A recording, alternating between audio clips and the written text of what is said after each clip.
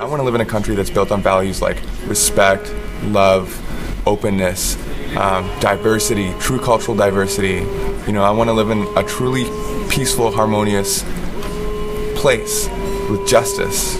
Some people would say that the only way to true peace, you can't have that without true justice. You know, and if we're going to have true peace, then we have to do that work. Justice work is not easy. It's hard work, and it's worth it. You know, because you can't ask me to become a part of the greater picture if you won't acknowledge my past.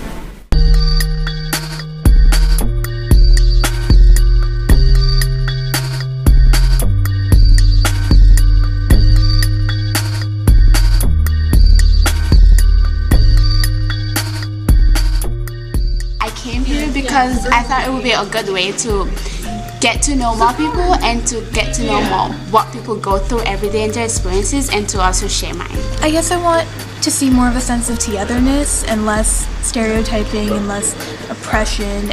There's a lot of misunderstanding and lack of communication that goes on between the different cultures that coexist in Vancouver, which are so close to each other, but they're still not aware of each other's traditions and cultures and where they're from and what their story is. There's a phrase that Rumi, the Sufi poet, said, which was, the wound that is not witnessed does not heal. And I feel like we can read books, that's good. Watching a documentary, that's good. But when we're in the room and we're hearing a story directly, that's 10 times more strong.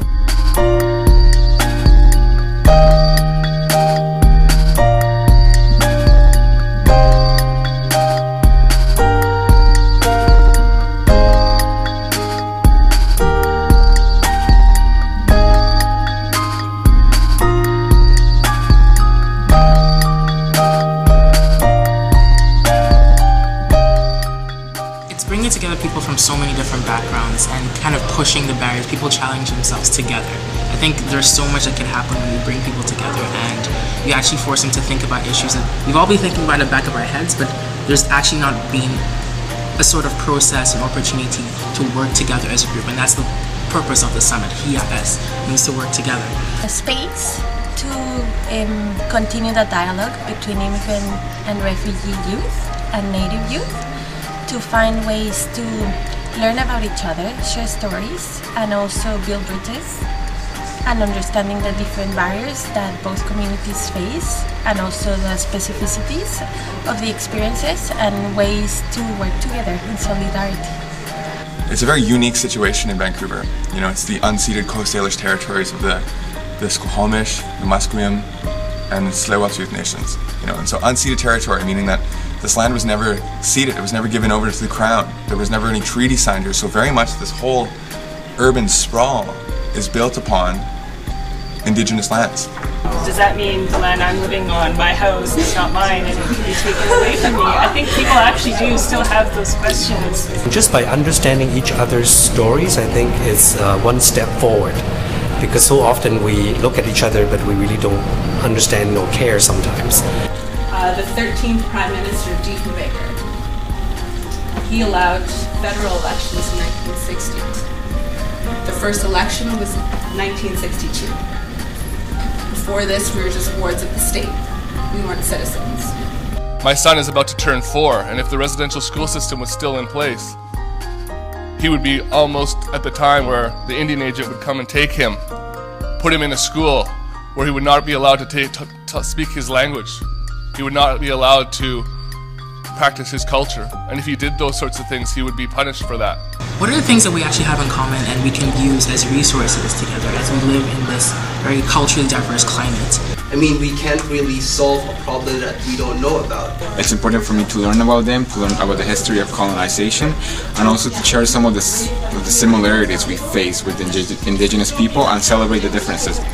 When we all get together like this, we become stronger and we knowledge and everything. My hope is that as an immigrant and youth, people that hold the power are able to listen to us, like we're able to speak up and lead and like understand where we come from, and maybe like things will get equal one day. I would like to see immigrant and refugee communities and native communities represented in positions of power, and I would like to see more access and opportunity and all the barriers of poverty overcome.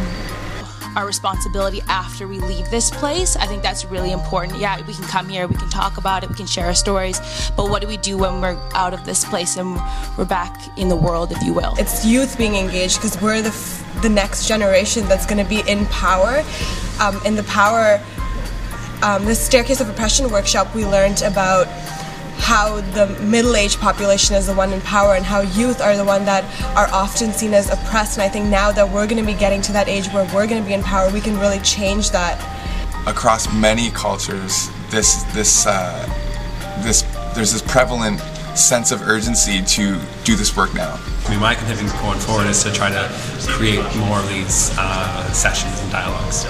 We need to listen to other people's voices and to make the world a better place to live in. We have a lot of powers, and sometimes we don't realize how powerful we are until we come together.